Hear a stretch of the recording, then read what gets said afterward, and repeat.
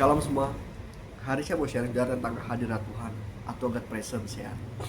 Eh, ini mungkin hal yang paling penting saudara. Hal yang nomor satu ya yang harus kita perhatikan dalam pribadi kita itu sama Tuhan. Karena hadirat Tuhan ini saudara, selain berbicara tentang kehadiran Tuhan, lawatan dan jamahan Tuhan, ternyata dalam hadirat Tuhan itu ada hal-hal yang lain. Dan hari ini yang saya mau sharingkan saudara. Nah jadi saya itu berapa kali ya Tuhan izinkan untuk boleh melayani domba-dombanya. Nah, seperti ada yang orang yang rohnya luka, hatinya luka, karena mungkin disakiti oleh orang sekeliling atau lingkungannya, ada perkataan atau tindakan, sehingga mereka tuh sakit hati, ada yang marah, ada yang kecewa, bahkan ada sampai yang mau bunuh diri saudara. Ya sudah pertengahan tahun ini saya udah melayani 6 orang mau bunuh diri ya. Nah jadi banyak saudara anak Tuhan tuh yang hatinya luka, yang rohnya tuh sakit. Nah saat saya melayani mereka, saya sampaikan kepada firman Tuhan, terus saya nyatakan juga apa yang Roh Kudus taruh ya dalam hati saya, terus saya sampaikan kepada mereka, terus saya mendoakan mereka pelepasan segala macam. Tapi terakhir saat saya selesai melayani mereka, saya selalu bilang sama mereka, kalau bapak atau ibu mau sembuh, kamu harus berdoa. Jadi jawabannya doa. Mungkin seperti klise gitu kan. Dan kebanyakan mereka tuh emang responnya sama lah, sama seperti banyak anak Tuhan bilang, udah doa pak, udah doa. Semua juga hamba Tuhan ngomong sama, doa. Tapi biasa begini aja, masih nggak pulih tuh, masih sakit tuh. Nah jadi ini saudara, ini Tuhan ajarkan sama saya, kenapa anak Tuhan tuh berdoa itu tidak ketemu Tuhan. Mereka tuh berdoa itu tidak merasakan hadirat Tuhan. Kenapa? Nah jadi pertama saudara, banyak anak Tuhan itu berdoa ya, mau menghadap Tuhan nih. Mereka tuh tidak menghormati Tuhan. Ya kita tahu ya zaman dulu tuh kalau masuk ke bait suci Tuhan, kamu harus pakai jubah imam, terus kamu harus mentahirkan diri, terus kau harus bawa korban persembahan dengan tidak tangan kosong. Nah kebanyakan anak Tuhan itu datang sama Tuhan tuh, yang pertama mereka tidak menghormati Tuhan, jadi tidak ada merendahkan diri, langsung datang tuh langsung masuk nyelonong aja. Ya dan gitu setelah mereka masuk tuh saudara, mereka berdoa gitu kan, tidak ada pengampunan dosa, tidak ada minta sama Tuhan, tidak ada rasa syukur, bersyukur sama Tuhan. Nah terus mereka langsung tuh membenarkan diri. Jadi saat mereka ketemu mereka menghadap Tuhan itu ya, mereka tuh berdoa panjang lebar, tapi hanya mungkin bisa dibilang sekarang tuh yaping ya bahasa Gen Z ya, jadi pembenaran diri, ngoceh panjang lebar, nyalain keadaan, nyalain orang. Terus habis ngomong panjang lebar, mereka tuh nggak nunggu Tuhan, nggak nunggu jawaban Tuhan, nggak nunggu rema dari Tuhan, nggak nunggu Tuhan tuh hadir. Nah, mereka tuh berburu langsung keluar, habis ngomong panjang lebar pembenaran diri, mereka langsung keluar, mereka bawa lagi tuh beban beban mereka. Nah jadi itu saudara, banyak anak Tuhan tuh akhirnya nggak ketemu Tuhan. Nah kalau kamu mau ketemu Tuhan, kamu ingin merasakan hadirat Tuhan, kamu tuh harus masuk ya, kamu merendahkan diri sama Tuhan.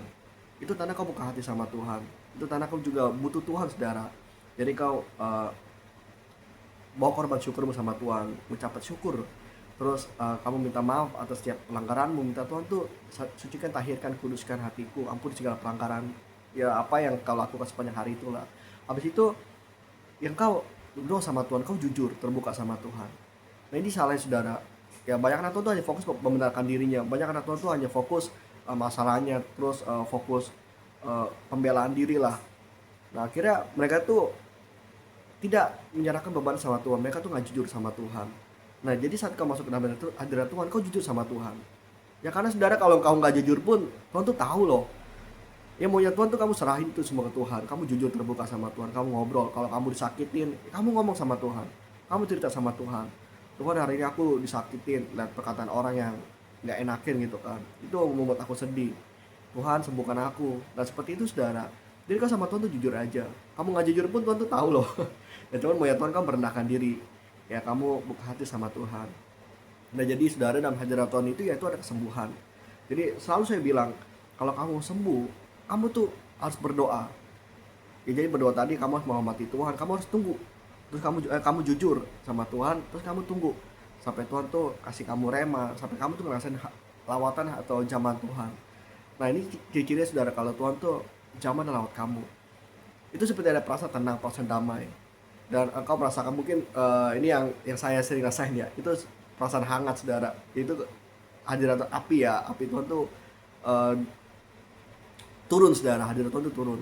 Itu tenang saudara. Bahkan engkau nggak ngomong pun saudara, kau tuh hanya bisa nangis saja atau kau bahasa roh gitu kan.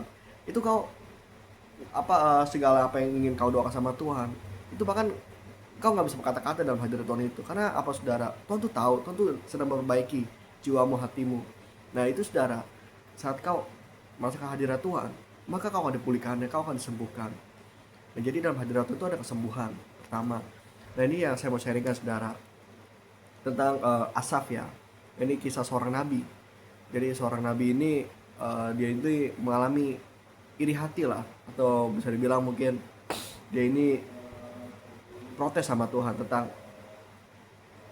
orang dunia. Jadi orang fasik yang tidak mengenal Tuhan, mereka tuh bisa hidupnya enak, tidak kena kayak kena penyakit, hidupnya diberkati, banyak orang yang menyukai mereka. Ya terus dia membandingkan dirinya dengan orang fasik ini saudara, dengan orang dunia ini yang di luar Tuhan, dengan hidup dia yang mungkin yang menderita ya. Karena di ayat 14, namun sepanjang hari aku kena tulah dengan hukum setiap pagi. Ini tidak dikatakan saudara bagi apa yang dialami Asaf gitu kan, tapi itu mungkin dia mengalami kondisi yang tidak enak saudara. Nah makanya si Asaf ini sakit, hatinya luka. Makanya satu momen dia tuh berbicara ya di Mazmur 73 ayat 13, sia-sia sama sekali aku mempertahankan hati yang bersih, dengan basuh tanganku tanda ada bersalah. Dan banyak anak Tuhan juga punya luka hati seperti ini. Wah ikut Tuhan makin susah, wah ikut Tuhan kok banyak aturan, wah ikut Tuhan kok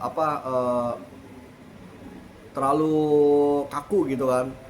Nah akhirnya banyak anak Tuhan tuh ya akhirnya nggak mau ikutin jalannya Tuhan ya. Karena saudara kau harus mengerti ya bahwa saat kau masuk dalam didikan Tuhan, kau akan dididik seperti anak. Tuhan akan pilah, Tuhan akan memfilter pergaulan kamu, terus apa yang tidak baik dalam hidupmu. Karena saudara, jalan masuk surga tuh sempit, sesak. Tuhan tuh ngomong saudara, kalau jalan menuju maut, menuju kebinasaan itu lebar, tapi memang ya jalan menuju surga tuh sempit. Gak banyak orang tuh yang mau melaluinya. Tuhan tuh udah ngomong di firman Tuhan ya, di kitab suci ya. Nah maka saudara, memang ikut Tuhan tuh memang kau harus ikuti didikan Tuhan, kau harus ikuti jalan dan tatapannya. Nah itu pilihan ya, free will ya. Kalau kamu ikuti ya kamu akan memperoleh keselamatan, ya kalau enggak ya kamu akan binasa. Nah ini yang si Asaf ini kepahitan saudara. Ini Asaf ini luka hati gitu kan, karena melihat dia ini pelayan Tuhan ya, dia seorang nabi loh, dia ini seorang penyanyi pada zaman Daud. Tapi yang dia alami itu sampai ikut Tuhan tuh berbanding terbalik dengan orang yang tidak mengikuti Tuhan. Ya, nanti kalian baca ya di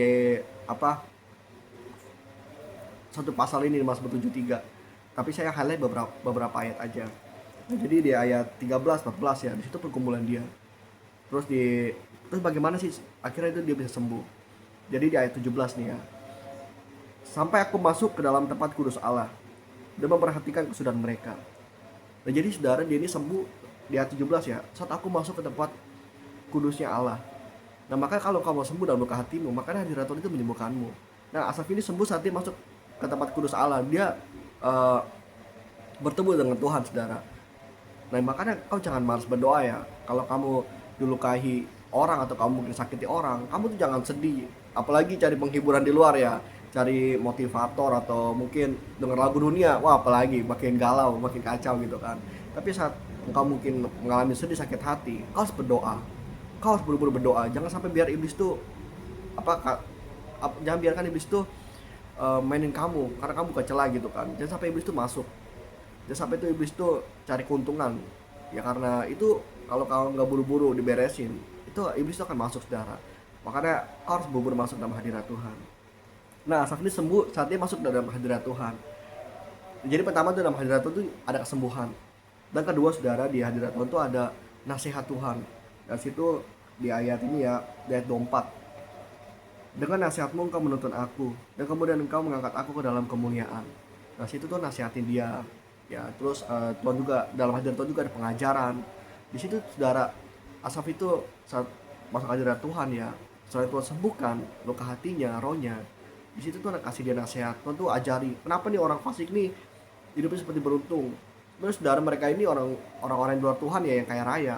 Mereka ini ditaruh Tuhan ya seperti di tempat yang licin. Di ayat 18, sesungguhnya di tempat-tempat licin kau taruh mereka, kau jatuhkan mereka sehingga hancur. Nah di situ Tuhan kasih dia pengajaran, "Nih loh anakku, kamu jangan ngiri." Karena kenapa? Ada ayat juga bilang ya, saat orang benar jatuh, dia tidak akan sampai tergeletak, sebab tangan Tuhan yang menopangnya. Tapi kalau orang fasik di luar Tuhan jatuh, saudara, benar-benar hancur. Memang kau jangan ngiri gitu kan. Itu ya, Asap tuh dikasih pengertian sama Tuhan pengajaran. Dan akhirnya saudara, di ayat 26, nah akhirnya dia benar-benar sembuh. Akhirnya saudara, dia berbicara seperti ini, "Sekalipun dagingku dan hatiku habis lenyap, gunung batuku dan bagianku tetaplah Allah selama-lamanya." Nah kita tahu ini satu lagu penyembahan yang ikonik, lagu lagu apa yang begitu luar biasa ya. "Sekalipun dagingku dan hatiku habis lenyap, gunung batuku dan bagianku tetaplah Allah selama-lamanya." Nah, mana yang tahu saudara, lagu lagu yang menyentuh hati itu ya, lagu yang begitu manis itu, lagu begitu indah itu dari seorang nabi yang hatinya tuh luka ya, karena iri hati membanding-bandingkan diri dengan orang lain, orang dunia, orang fasik. Dan bahkan saudara, bahkan dalam hadirat Tuhan itu ada kesembuhan. Jadi Asaf ini sembuh karena dia dalam hadirat Tuhan. Ya 17 saat dia masuk dalam hadirat Tuhan, makanya dalam hadirat Tuhan ada kesembuhan. Kalau hatimu luka, kalau rohmu sakit, jiwamu sakit, kau berdoa sama Tuhan. Ya dalam masuk hadirat Tuhan itu ya tadi ya, kau harus menghormati Tuhan dulu. Kau harus merendahkan diri di hadapan Tuhan. Bawa korban syukurmu di hadapan Tuhan. Kalau bisa yang kau bisa mungkin kau bisa penyembahan, bawa penyembahan ya, bisa main musik, atau kalau nggak bisa main musik ya setel lagu rohani. Kalau kamu mungkin nggak punya HP setel lagu rohani, kamu bermazmur. Atau kalau kamu nggak bisa bermazmur ya sudah, pokoknya ucapan syukur lah, haleluya puji Tuhan, terserahlah saudara. Tapi kau bawa korban syukurmu ke hadapan Tuhan, jangan datang ke hadapan Tuhan dengan tangan kosong. Nah jadi pertama tuh kau harus menghormati Tuhan. Dan kedua saudara, saat kau masuk dalam hadirat Tuhan, kau tuh jujur sama Tuhan, terbuka. Kamu nggak jujur pun Tuhan tuh tahu kok. Kamu jujur terbuka sama Tuhan. Kamu izinin Tuhan tuh benahin di hatimu. Kamu buka hati sama Tuhan. Dan yang terakhir saudara, saat masuk ke dalam hadirat Tuhan ya, kau tunggu Tuhan. Kamu jangan buru-buru keluar gitu kan. Doa seperti laporan terus langsung keluar. Enggak saudara, kamu harus tunggu Tuhan kasih rema, Tuhan jamah lewat kamu. Terus atau mungkin Tuhan tuh berbicara ya lewat Roh Kudusnya, atau mungkin bisa audible gitu kan. Karena dia Allah hidup saudara, terserah dia. Nah maka saudara, mulai hari ini penting hadirat Tuhan dalam diri kita. Bahkan dalam hadirat Tuhan itu selain ada kesembuhan, ada nasihat, ada pengajaran, ternyata dalam hadirat Tuhan pun ada kuasa Tuhan. Nah kalau hidupmu mau dipakai Tuhan ya, kalau hidupmu mau membawa api Tuhan, hidupmu mau membawa urapan Tuhan, maka kau harus ada hadirat Tuhan dalam dirimu. Sama seperti Saul ya, waktu Roh Allah itu undur dalam diri Saul ya, dia itu kerasukan setan saudara. Dia itu kerasukan setan ya, sehingga itu kerasukan. Nah di situ bagaimana kuasa roh jahat iblis itu bisa keluar dari dia saat Daud memainkan kecapi. Nah ini saudara, jadi saat Daud memainkan kecapi, itu hadirat Tuhan itu turun. Jadi hadirat Tuhan itu begitu berkuasa. Iblis pun itu nggak akan mampu menyerang engkau. Santet segala macam, kutuk orang, nggak akan masuk saudara. Kalau ada hadirat Tuhan, ada Tuhan tuh hadir dalam dirimu. Tidak kena saudara dengan intimidasi kuasa roh jahat. Makanya karena hadirat Tuhan itu begitu berkuasa. Ya jadi hadirat Tuhan itu begitu penting saudara. Mulai hari ini ya kau jangan malas doa ya. Mulai hari ini kau harus terus menyelam. Ya seperti kitab Yeskiel ya, dari semata kaki, sepinggang ya sampai tenggelam. Kita terus menyelam saudara. Karena dalam hadirat Tuhan ada segalanya. Hadirat Tuhan itu ada damai sejahtera, ada sukacita. Pokoknya enaklah saudara saat kau dijamah Tuhan. Ya, jadi mulai hari ini ya kita belajar saudara, hadirat Tuhan itu sangat penting dalam diri kita. Jangan lagi kau menghindar dari hadapan Tuhan, jangan lagi kau lari gitu kan, jangan lagi engkau menyanyiakan waktu yang udah mepet ini ya, kedatangannya sudah sangat sebentar lagi. Jadi mulai hari ini saudara, kau terus masuk ke dalam hadirat Tuhan. Itu saja saudara sharingnya. Tuhan Yesus memberkati.